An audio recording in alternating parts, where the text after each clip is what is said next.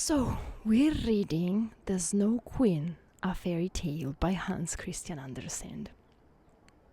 The last time we read the first 3 chapters, and this time we start from the 4th story that is called The Prince and Princess.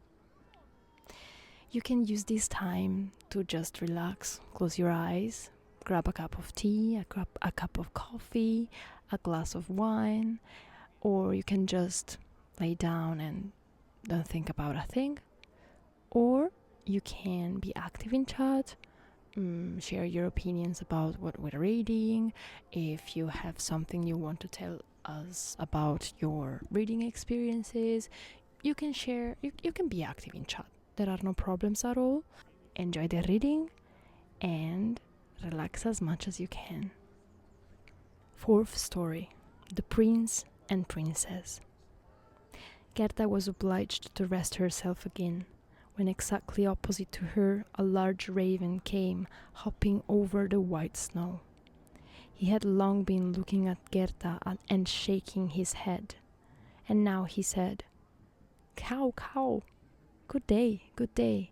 He could not say it better, but he felt a sympathy for the little girl, and asked her where she was going all alone. The word alone Gerda understood quite well, and felt how much was expressed by it. So she told the raven her whole story and asked if he had not seen Kay. The raven nodded very gravely and said, It may be. What do you really think so?" cried the little girl, and she nearly squeezed the raven to death, so much did she kiss him. "Gently, gently," said the raven. "I think I know. I think that it might be little Kay, but now he has forgotten you for the princess." "Does he live with a princess?" asked Gerda. "Yes, listen," said the raven, "but it will be difficult for me to speak your language. If you understand the raven language, I can tell you better." "No, I have not learned it," said Gerda, "but my grandmother understands it, and she can speak gibberish too. I wish I had learned it." "No matter," said the raven. "I will tell you as well as I can. However, it will be bad enough." And then he told all he knew. "In the kingdom where we now are, there lives a princess who is extraordinarily clever, for she has read all the newspapers in the whole world and has forgotten them again, so clever is she. She was lately, it is said, sitting on her throne, which is not very amusing after all, when she began humming an old tune, and it was just, 'Oh, why should I not be married? That song is not without its meaning,' said she, and so then she was determined to marry, but she would have a husband who knew how to give an answer when he was spoken to, not one who looked only as if he were a great personage, for that is so tiresome. She then had all the ladies of the court drummed together, and when they heard her intention, all were very pleased and said, 'We're very glad to hear it. It is the very thing we were thinking of. You may believe every word I say,' said the raven, 'for I have a tame sweetheart that hops about in the palace quite free, and it was she who told me all this.' The newspaper appeared forthwith with a border of hearts and the initials of the princess, and therein you might read that every good-looking young man was at liberty to come to the palace and speak to the princess, and he who spoke in such wise as showed he felt him at home there, that one the princess would choose for her husband. Yes, yes," said the raven. "You may believe it. It is as true as I am sitting here. People came in crowds. There was a crush and a hurry, but no one was successful either on the first or second day. They could all talk well enough when they were out in the street, but as soon as they came inside the palace gates, and saw the guard richly dressed in silver, and the lackeys in gold on the staircase, and the large illuminated saloons, then they were abashed. And when they stood before the throne on which the princess was sitting, all they could do was to repeat the last word they had uttered, and to hear it again did not interest her very much. It was just as if the people within were under a charm, and had fallen into a trance till they came out again into the street, for then, oh then, they could chatter enough. There was a whole row of them standing from the town gates to the palace. I was there myself to look, said the raven. They grew hungry and thirsty, but from the palace they got nothing whatever, not even a glass of water. Some of the cleverest, it is true, had taken bread and butter with them, but none shared it with his neighbor, for each thought, let him look hungry, and then the princess won't have him. But Kay, little Kay, said Gerda, when did he come? Was he among the number? Patience. We are just come to him. It was on the third day when a little personage, without horse or equipage, came marching right boldly up the palace. His eyes shone like yours. He had beautiful long hair, but his clothes were very shabby. That was Kay, cried Gerda with a voice of delight. Oh, now I found him. And she clapped her hands for joy. He had a little knapsack at his back, said the raven. No, that was certainly his sledge, said Gerda, for when he went away he took his sledge with him. That might be, said the raven. I did not examine him so minutely, but I know from my tame sweetheart that when he came into my courtyard of the palace and saw the bodyguard in silver, the lackeys on the staircase, he was not the least abashed. He nodded and said to them, It must be very tiresome to stand on the stairs. For my part, I shall go in. The saloons were gleaming with lustres. Privy councillors and excellencies were walking about barefooted and wore gold keys. It was enough to make anyone feel uncomfortable. His boots cracked, too, so loudly, but still he was not at all afraid. That's Kay for certain, said Gerda. I know he had on new boots. I have heard them cracking in Grandma's room. Yes, they cracked, said the raven, and on he went boldly up to the princess, who was sitting on a pearl as large as a spinning wheel. All the ladies of the court, with their attendants and attendants, and all the cavaliers, with their gentlemen and gentlemen's gentlemen, stood round. And the nearer they stood to the door, the prouder they looked. It was hardly possible to look at the gentleman's gentleman, so very hotly did he stand in the doorway. It must have been terrible, said little Gerda. And did Kay get the princess? Were I not a raven, I should have taken the princess myself, although I am promised. It is said he spoke as well as I speak when I talk raven language. This I learned from my tame sweetheart. He was bold and nicely behaved. He had not come to woo the princess, but only to hear her wisdom. She pleased him, and he pleased her. Yes, for certain, that was Kay, said Gerda. He was so clever, he could reckon fractions in his head. Oh, won't you take me to the place? That is very easily said, answered the raven. But how are we to manage it? I'll speak to my tame sweetheart about it. She must advise us. For so much I must tell you, such a little girl as you are will never get permission to enter. Oh, yes, I shall, said Gerda. When Kay hears that I am here, he will come out directly to fetch me. Wait for me here on these steps, said the raven. He moved his head backwards and forwards and flew away. The evening was closing in when the raven returned. Cow, cow, said he. She sends you her compliments, and here is a roll for you. She took it out of the kitchen, where there is bread enough. You're hungry, no doubt. It is not possible for you to enter the palace, for you are barefooted. The guards in silver and the lackeys in gold would not allow you. But do not cry, you shall come in still.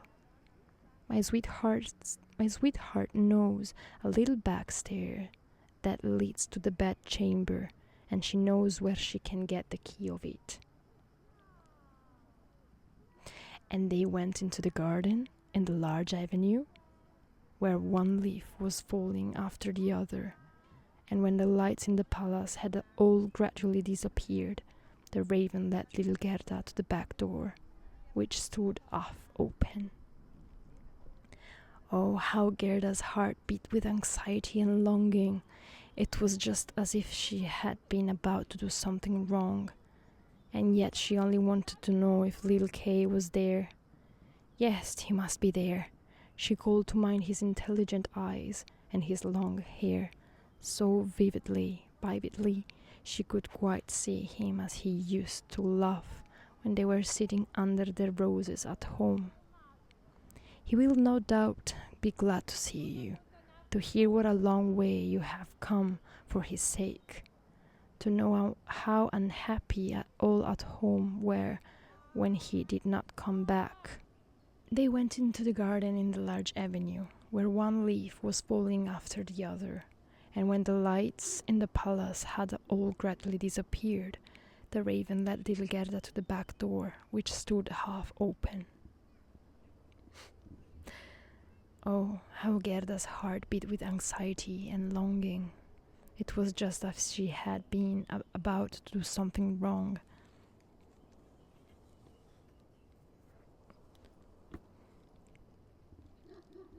And yet she only wanted to know if little Kay was there. Yes, he must be there. She called to mind his intelligent eyes and his long hair so vividly. She could quite see him as he used to laugh when they were sitting under the roses at home. He will, no doubt, be glad to see you, to hear what a long way you have come for his sake, to know how unhappy all at home were when he did not come back. Oh, what a fright and a joy it was. They were now on the stairs. A single lamp was burning there, and on the floor stood the tame raven, turning her head on every side and looking at Gerda, who bowed as her grandmother and told her to do. My intended has told me so much good of you, my dear young lady, said the tame raven. Your tale is very affecting. If you will take the lamp, I will go before.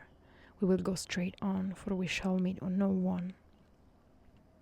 I think there is somebody just behind us, said Gerda, and something rushed past. It was like shadowy figures on the wall.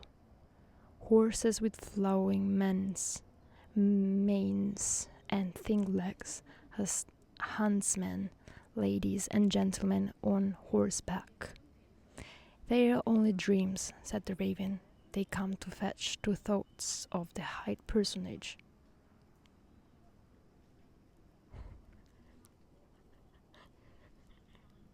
That was an helicopter. You saw it. I think there is somebody just behind us, said Gerda. And something rushed past. It was like shadowy figures on the wall, horses with flowing manes and thin legs, huntsmen, ladies and gentlemen on horseback. "They are only dreams," said the raven. "They come to fetch the thoughts of the high personage to the chase. 'Tis well, for now I can observe them in bed all the better. But let me find, when you enjoy honor and distinction, that you possess a grateful heart." "Tut, that's not worth talking about," said the raven of the woods. They now entered the first saloon, which was of rose-colored satin, with artificial flowers on the wall. Here the dreams were rushing past, but they hastened by so quickly that Gerda could not see the high personages. One hall was more magnificent than the other. One might indeed well be abashed. And at last they came into the bedchamber. The ceiling of the room resembled a large palm tree with leaves of glass, of costly glass, and in the middle, from a thick golden stem, hung 2 beds, each of which resembled a lily. One was white, and in this lay the princess. The other was red, and it was here that Gerda was to look for little Kay. She bent back one of the red leaves and saw a brown neck. Oh, that was Kay. She called him quite loud by name, held the lamp towards him. The dreams rushed back again into the chamber. He awoke, turned his head, and it was not little Kay. The prince was only like him about the neck, but he was young and handsome, and out of the white lily leaves the princess peeped, too, and asked what was the matter. Then little Gerda cried and told her whole story, and all that the ravens had done for her. "Poor little thing," said the prince and the princess. They praised the ravens very much and told them they were not at all angry with them, but they were not to do so again. However, they should have a reward. "Will you fly about here at liberty?" asked the princess.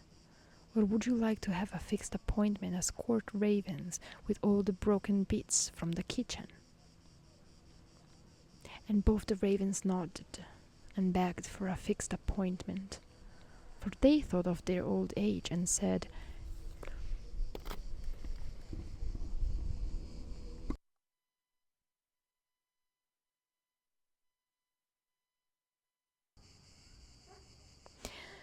The next day she was dressed from head to foot in silk and velvet. They offered to let her stay at the palace and lead a happy life, but she begged to have a little carriage with a horse in front and for a small pair of shoes.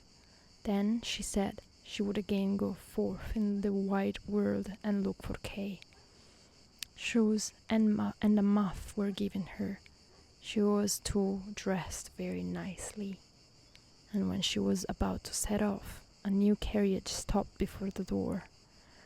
It was of pure gold, and the arms of the prince and princess shone like a star upon it.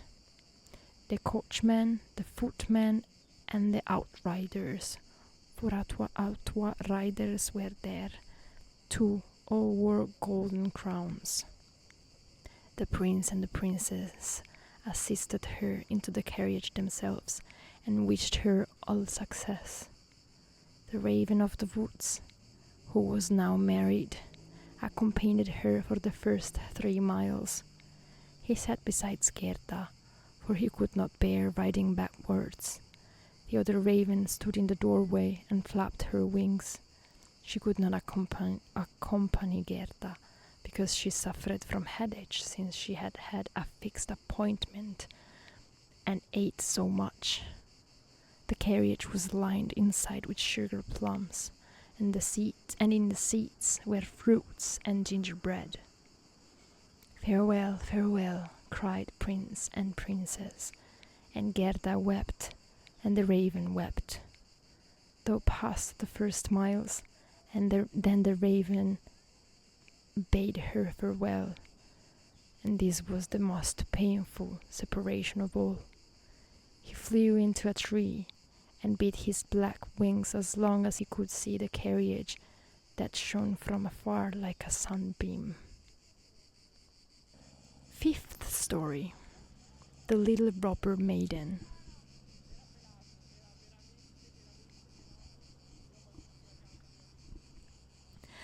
They drove through the dark wood, but the carriage shone like a torch, and it dazzled the eyes of the robbers, so that they could not bear to look at it.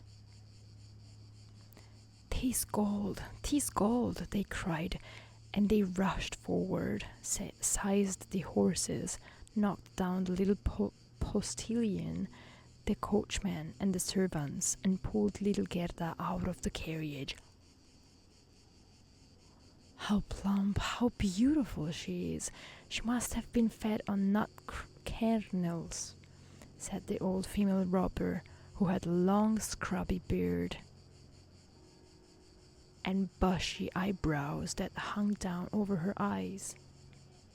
"She is as good as fatted lamb.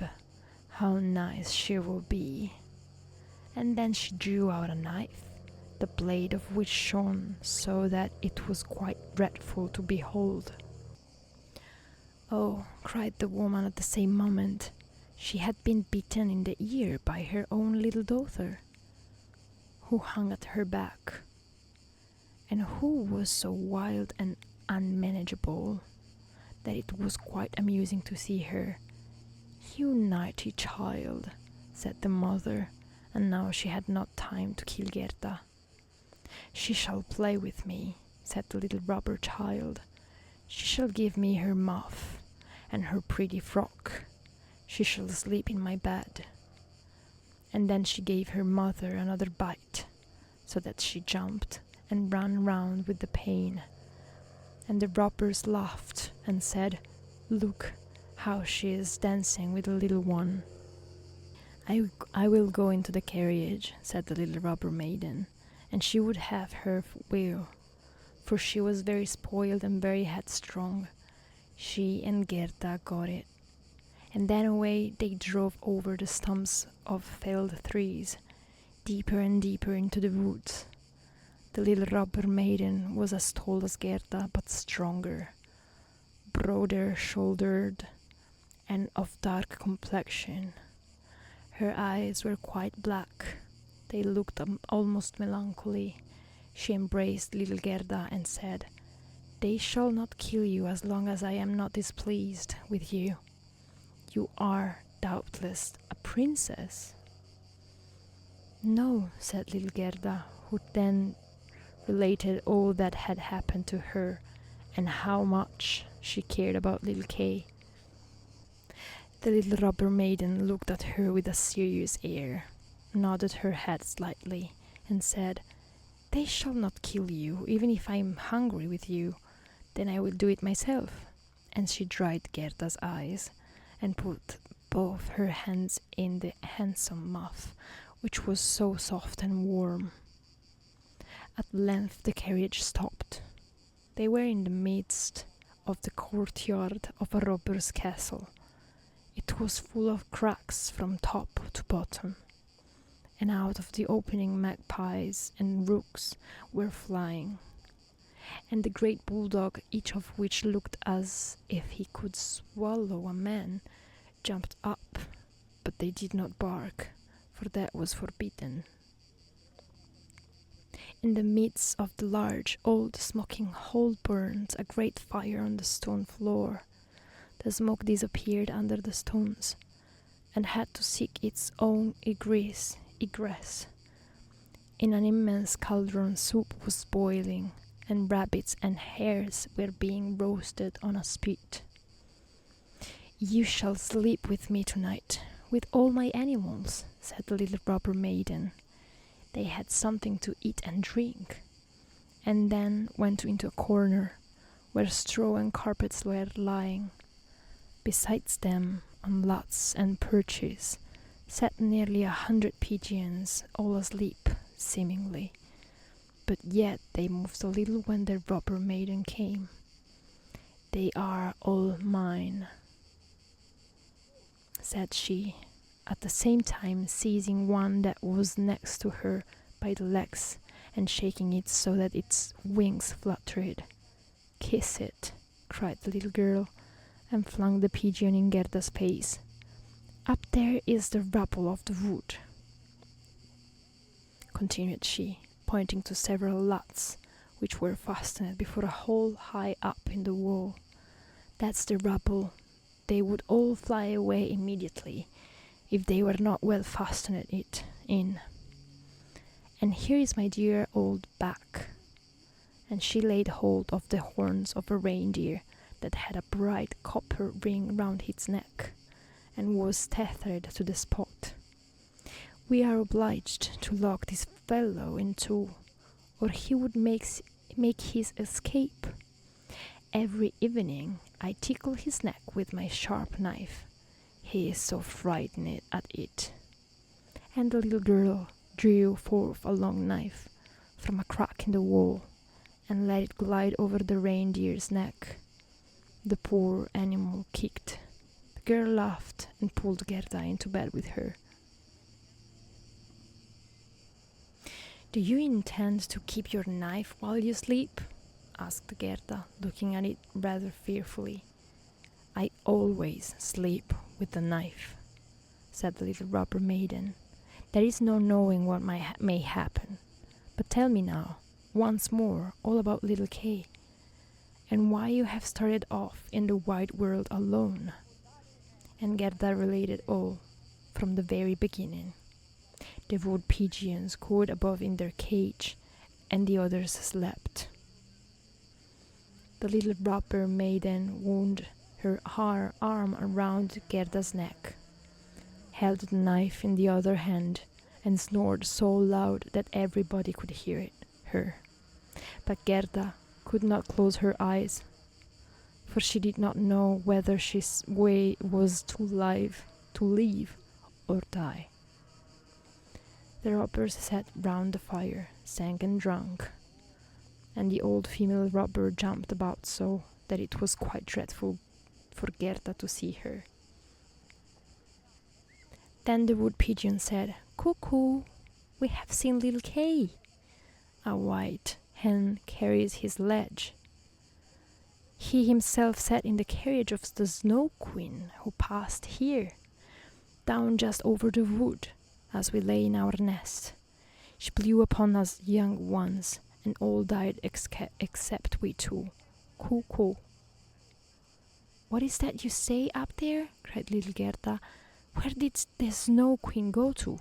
Do you know anything about it?" "She is no doubt gone to Lapland, for there is always snow and ice there. Only ask the reindeer, who is tethered there. Ice and snow is there. There it is, glorious and beautiful," said the reindeer. "One can spring about it in the large shining valleys. The Snow Queen has her summer tent there, but her fixed abode is high up towards the North Pole, on the island called Spitsbergen." "Oh, Kay, poor little Kay," said Gerda. "Do you choose to be quiet?" said the robber maiden. "If you don't, I shall make you." In the morning Gerda told her all that the wood pigeons had said, and the little maiden looked very serious.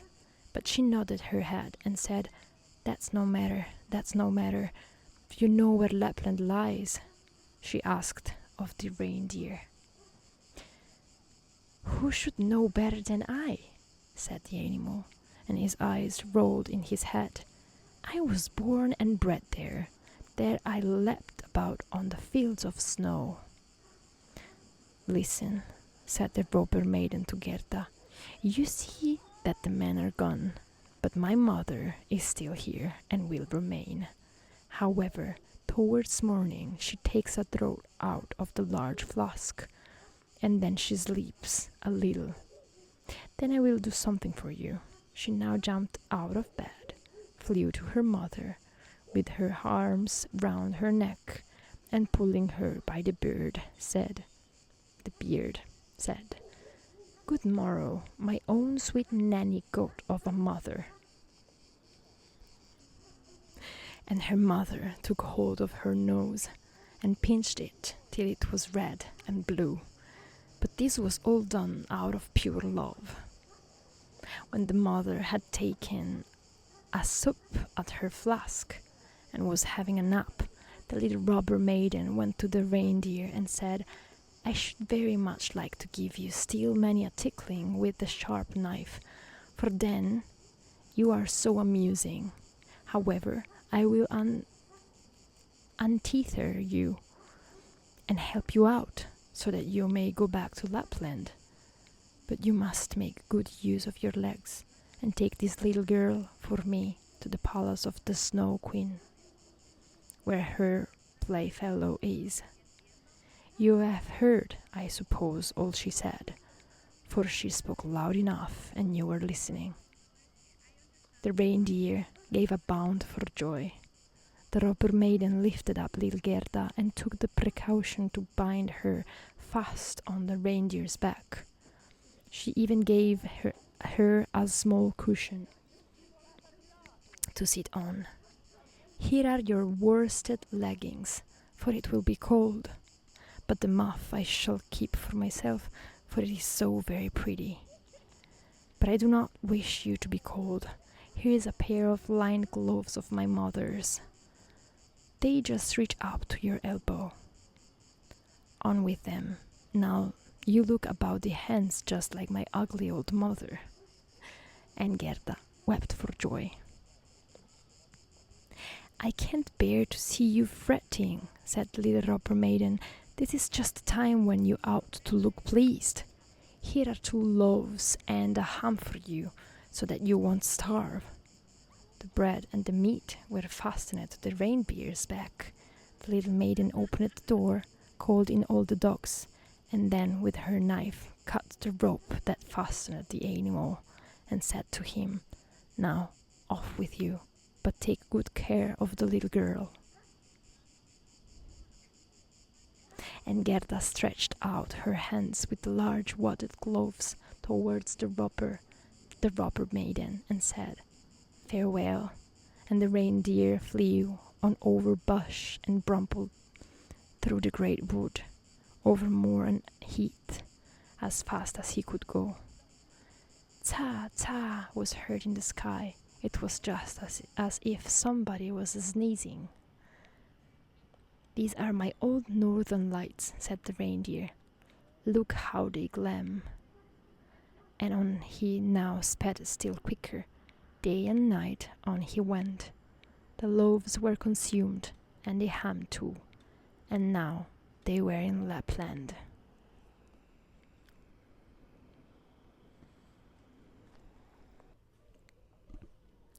Sixth story. The Lapland woman and the Finland woman. Suddenly they stopped before a little house, which looked very miserable. The roof reached to the ground, and the door was so low that the family were obliged to creep upon their stomachs when they went in or out. Nobody was at home except an old Lapland woman, who was dressing fish by the light of an oil lamp. And the reindeer told her the whole of Gerda's history, but first of all his own, for that seemed to him of much greater importance. Gerda was so chilled that she could not speak. "Poor thing," said the Lapland woman, "you have far to run still. You have more than 100 miles to go before you get to Finland. There the Snow Queen has her country house and burns blue lights every evening. I will give you a few words from me, which I will write on a dried haberdine, for a paper I have none. These you can take with you to the Finland woman, and she will be able to give you more information than I can." When Gerda had warned herself and had eaten and drunk, The Lapland woman wrote a few words and on a dried haberdine, begged Gerda to take care of them, put her on the reindeer, bound her fast, and away sprang the animal. Tsa, tsa was again heard in the air. The most charming blue lights burned the whole night in the sky, and at last they came to Finland. They knocked at the chimney of the Finland woman, for as to us a door, she had none. There was such a heat inside that the Finland woman herself went about almost naked. She was diminutive and dirty. She immediately loosened little Gerda's clothes, pulled off her thick gloves and boots. For otherwise the heat would have been too great, and after laying a piece of ice on the reindeer's head, read what was written on the fish skin. She read it 3 times. She then knew it by heart, so she put the fish into the cupboard, for it might very well be eaten, and she never threw anything away. Then the reindeer related his own story first, and afterwards that of little Gerda, and the Finland woman winked her eyes but said nothing.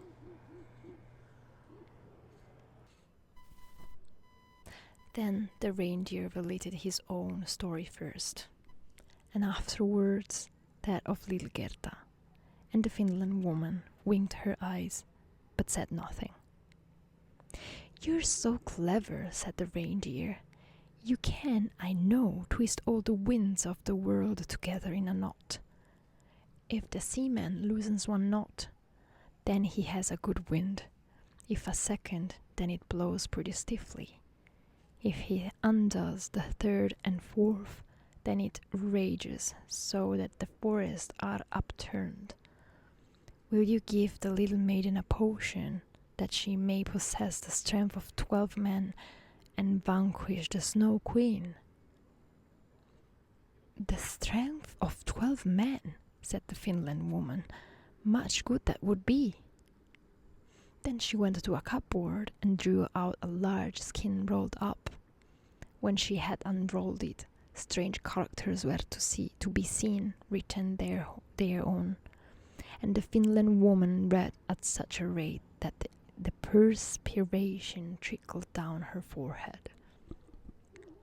But the reindeer begged so hard for little Gerda, and Gerda looked so imploringly with tearful eyes at the Finland woman that she winked and drew the reindeer aside into a corner, where they whispered together, while the animal got some fresh ice put on his head. "'Tis true little Kay is at the Snow Queen's, and finds everything there quite to his taste, and he thinks it the very best place in the world. But the reason of that is he has a splinter of glass in his eye, and in his heart. This must be got out first, otherwise he will never go back to mankind, and the Snow Queen will retain her power over him. But can you give little Gerda nothing to take which will endue her with power over the whole?" "I can give her no more power than what she has already. Don't you see how great it is? Don't you see how men and animals are forced to serve her? How well she gets through the world barefooted? She must not hear of her power from us. That power lies in her heart, because she is a sweet and innocent child. If she cannot get to the Snow Queen by herself and rid little Kay of the glass, we cannot help her. 2 miles hence the garden, and rid little Kay of the glass. 2 miles hence the garden of the Snow Queen begins. Thither you may carry the little girl, set her down by the large bush with red berries, standing in the snow. Don't stay talking, but hasten back as fast as possible. And now the Finland woman placed little Gerda on the reindeer's back, and off he ran with all imaginable speed. "Oh, I have not got my boots. I have not brought my gloves," cried little Gerda. She remarked she was without them from the cutting frost, but the reindeer dared not stand still. On he ran till he came to the great bush with the red berries, and there he sat Gerda down, kissed her mouth, while large bright tears flowered from the animal's eyes, and then back he went as fast as possible. There stood poor Gerda now, without shoes or gloves, in the very middle of dreadful icy Finland. She ran on as fast as she could. There then came a whole regiment of snowflakes, but they did not fall from above, and they were quite bright and shining from the aurora borealis. The flakes ran along the ground, and the nearer they came, the larger they grew. Gerda well remembered how large and strange the snowflakes appeared when she once saw them through a magnifying glass. But now they were large and terrific in another manner. They were all alive. They were the outposts of the Snow Queen. They had the most wondrous shapes. Some looked like large, ugly porcupines, others like snakes knotted together, with their heads sticking out, and others again like small fat bears, with the hair standing on end. All were of dazzling whiteness. All were living snowflakes. Little Gerda repeated the Lord's Prayer. The cold was so intense that she could see her own breath, which came like smoke out of her mouth. It grew thicker and thicker, and took the form of little angels, that grew more and more when they touched the heart, the earth. All had helms on their heads, and lances and shields in their hands. They increased in numbers, and when Gerda had finished the Lord's Prayer, she was surrounded by a whole legion. They thrust at the horrid snowflakes with their spears, so that they flew into 1,000 pieces, and little Gerda walked on bravely and in security. The angels patted her hands and feet, and then she felt the cold less, and went on quickly towards the palace of the Snow Queen. But now we shall see how Kay fared. He never thought of Gerda, and least of all that she was standing before the palace. The last story of The Snow Queen, a Fairy Tale by Hans Christian Andersen. 7th story. What took place in the palace of the Snow Queen, and what happened afterwards. The walls of the palace were of driving snow, and the windows and doors of cutting winds. There were more than 100 holes there, according as the snow was driven by the winds. The largest was many miles in extent. All were lighted up by the powerful aurora borealis, and all were so large, so empty, so icy cold, and so resplendent. Mirth never reigned there. There was never even a little bear ball, with the storm for music, while the polar bears went on their hind legs and showed off their steps. Never a little tea party of white young lady foxes. Vast, cold, and empty were the halls of the Snow Queen. The northern lights shone with such precision that one could tell exactly when they were at their highest or lowest degree of brightness. In the middle of the empty, endless hole of snow was a frozen lake. It was cracked in 1,000 pieces, but each piece was so like the other that it seemed the work of a cunning artificer. In the middle of this lake sat the Snow Queen when she was at home, and then she said that she was sitting in the mirror of understanding, and that this was the only one and the best thing in the world. Little Kay was quite blue, yes, nearly black with cold, but he did not observe it, for she had kissed away all feeling of cold from his body, and his heart was a lump of ice. He was dragging along some pointed flat pieces of ice, which he laid together in all possible ways, for he wanted to make something with them. Just as we have little flat pieces of wood to make geometrical figures with, called the Chinese puzzle. Kay made all sorts of figures, the most complicated, for it was an eyes puzzle for the understanding. In his eyes, the figures were extraordinarily beautiful and of the utmost importance, for the bit of glass which was in his eye caused this. He found whole figures which represented a written word, but he never could manage to represent just a word he wanted. That word was eternity. And the Snow Queen had said, "If you can discover that figure, you shall be your own master, and I will make you a present of the whole world and a pair of new skates." But he could not find it out. "I am going now to warm lands," said the Snow Queen. "I must have a look down into the black cauldrons." It was the volcanoes Vesuvius and Etna that she meant. "I will just give them a coating of white, for that is as it ought to be. Besides, it is good for the oranges and the grapes." And then away she flew, and Kay sat quite alone in the empty halls of ice that were miles long, and looked at the blocks of ice, and thought till his skull was almost cracked. There he sat quite benumbed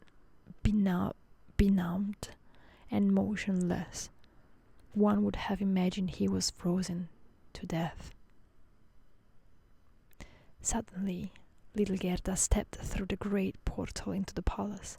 The gate was formed of cutting winds, but Gerda repeated her evening prayer, and the winds were laid as though they slept. And the little maiden entered the vast, empty, cold halls. There she beheld Kay. She recognized him, flew to embrace him, and cried out, her arms firmly holding him the while, "Kay, sweet little Kay, have I then found you at last?" But he sat quite still, benumbed and cold. Then little Gerda shed burning tears, and they fell on his bosom. They penetrated to his heart. They towed the lumps of ice and consumed the splinters of the looking glass. He looked at her, and she sang the hymn. "The rose in the valley is blooming so sweet, and angels descend there the children to greet."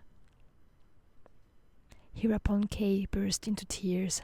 He wept so much that the splinter rolled out of his eyes, and he recognized her and shouted, "Gerda, sweet little Gerda, where have you been so long, and where have I been?" He looked round him. "How cold it is here," said he. "How empty and cold." And he held fast by Gerda, who laughed and wept for joy. It was so beautiful that even the blocks of ice danced about for joy. And when they were tired and laid themselves down, they formed exactly the letters which the Snow Queen had told him to find out. So now he was his own master, and he would have the whole world and a pair of new skates into the bargain. Gerda kissed his cheeks, and they grew quite blooming. She kissed his eyes, and they shone like her own. She kissed his hands and feet, and he was again well and merry. The Snow Queen might come back as soon as she liked. There stood his discharge written in resplendent masses of ice. They took each other by the hand and wandered forth out of the large hall. They talked of their old grandmother and of the roses upon the roof, and wherever they went, the winds ceased raging and the sun burst forth. And when they reached the bush with the red berries, they found a reindeer waiting for them. He had brought another, a young one, with him, whose udder was filled with milk, which he gave to little ones and kissed their lips. They then carried Kay and Gerda first to the Finland woman, where they warmed themselves in the warm room and learned what they were to do on their journey home. And they went to the Lapland woman, who made some new clothes for them and repaired their sledges.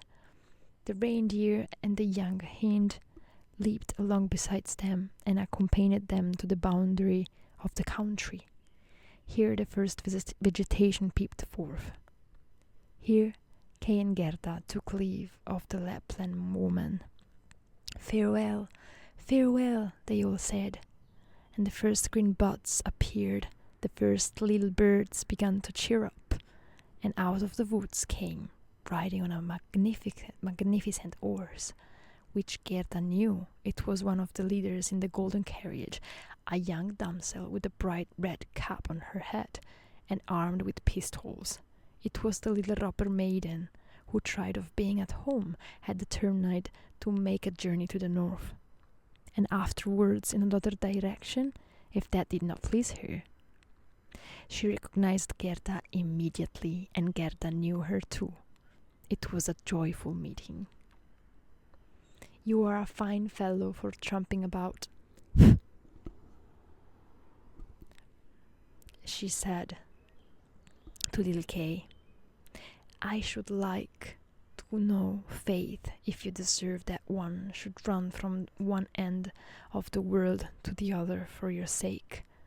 But Gerda patted her cheeks and inquired for the prince and princess. "They are gone abroad," said the other. "But the raven?" asked little Gerda. "Oh, the raven is dead," she answered.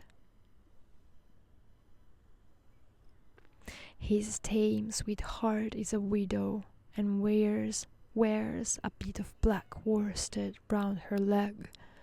She laments most piteously, but it's all mere talk and stuff. Now tell me what you've been doing and how you managed to catch him." And Gerda and Kay both told the story. "And snip, snap, snurr, baselur," said the robber maiden, and she took the hands of each and promised that if she should some day pass through the town where they lived, she would come and visit them. And then away she rode. Kay and Gerda took each other's hands. It was lovely spring weather, with abundance of flowers and of verdure. The church bells rang, and the children recognized the high towers and the large town. It was that in which they dwelt. They entered and hastened up to their grandmother's room, where everything was standing as formerly. The clock said tick-tock, and the finger moved round. But as they entered, they remarked that they were now grown up. The roses on the leads hung blooming in the open window. There stood the little children's chairs, and Kay and Gerda sat down on them, holding each other by the hand. They both had forgotten the cold, empty splendor of the Snow Queen, as though it had been a dream. The grandmother sat in the bright sunshine and read about from the Bible. "Unless you have become as little children, Ye cannot enter the kingdom of heaven. And Kay and Gerda looked in each other's eyes, and all at once they understood the old hymn. The rose in the valley is blooming so sweet, and angels descend there the children to greet. There sat the two grown-up persons, grown up and yet children, children at least in heart, and it was summertime, summer, glorious summer.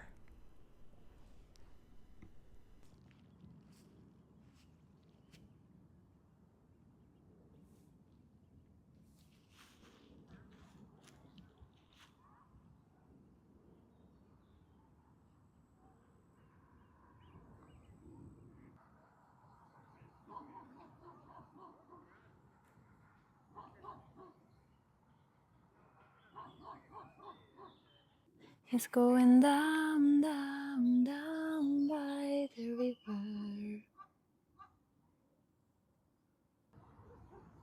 Last little one, and it's gone. Guys, thank you so much for the support, for your time. Keep giving me feedbacks so that I know if I have to fix something, volumes, etc. Thank you so much again, and I love you all.